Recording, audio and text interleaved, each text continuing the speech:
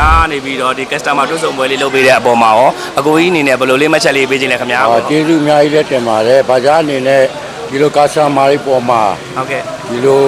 အကျိုးပြုတာပြန်ပြီးတော့အကျိုးပြုတာကဝမ်းသာစရာကောင်းပါတယ်ဟုတ်ကဲ့ပါဟုတ်ကျေးဇူးတင်ပါတယ်အခုလက်ရှိအကိုကြီးအနေနဲ့ပေါ့နော်ဒီပကြားအာကြီးလေးမောင်းနေတဲ့အပေါ်မှာအကိုကြီးအနေနဲ့ဘယ်လိုမျိုးလေးမှတ်ချက်လေးပေးခြင်းလဲအရန်အဆင်ပြေပါတယ်ဗျအရန်လည်းအဆင်ပြေတယ်သုံးရဆွဲတာလည်းကောင်းပါတယ်ခုချိန်ထိဘာပစ္စည်းမှလည်းကျွန်တော်တို့လဲရပြရတာမရှိသေးပါဘူးဗျဟုတ်ကဲ့ပါဟုတ်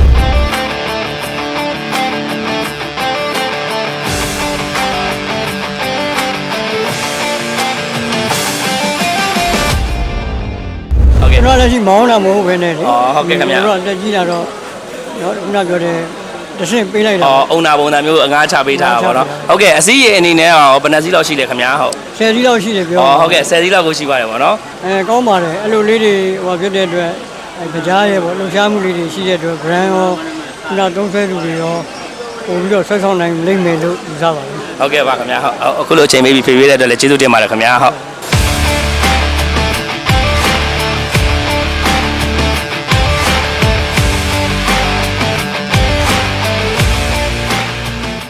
မင်္ဂလာပါကိုဟုတ်မင်္ဂလာပါဗျဟုတ်ကဲ့အကိုရဲ့နာမည်လေးတစ်ချက်လောက်မိတ်ဆက်ပေးပါဦးကျော်လိုင်းထုံးပါဗျဟုတ်ကဲ့အခုလက်ရှိလေးဒီပကြားအာကြီးဒီဘလောက်ယူလေးမောင်းနေရလဲကိုဟုတ်73ယူလေးပါဗျဟုတ်လားအာကြီးကုန်ကြီးလာပြီးတော့ဖိတ်တာပါဖိတ်တာပါဗျဟုတ်ကဲ့ပါဒီပွဲလေးတက်ရောက်ရတဲ့အတွက်ကောအကိုအနေနဲ့ဘယ်လိုမျိုးလေး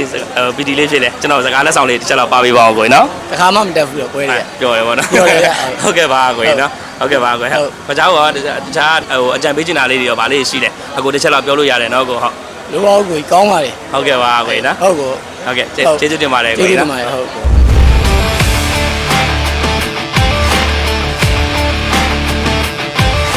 ဟုတ်ကဲ့မင်္ဂလာပါခင်ဗျာမင်္ဂလာပါခင်ဗျာဟုတ်ကဲ့ကိုကြီးခုလက်ရှိဒီပွဲလေးကိုဘယ်လိုမျိုးလေးတက်ရောက်ဖြစ်တာလဲကိုတစ်ချက်တော့ကျွန်တော်ပြောပြပေးပါဦးခင်ဗျာဟုတ်ပွဲလေးကိုတက်ရောက်ပြတာလည်း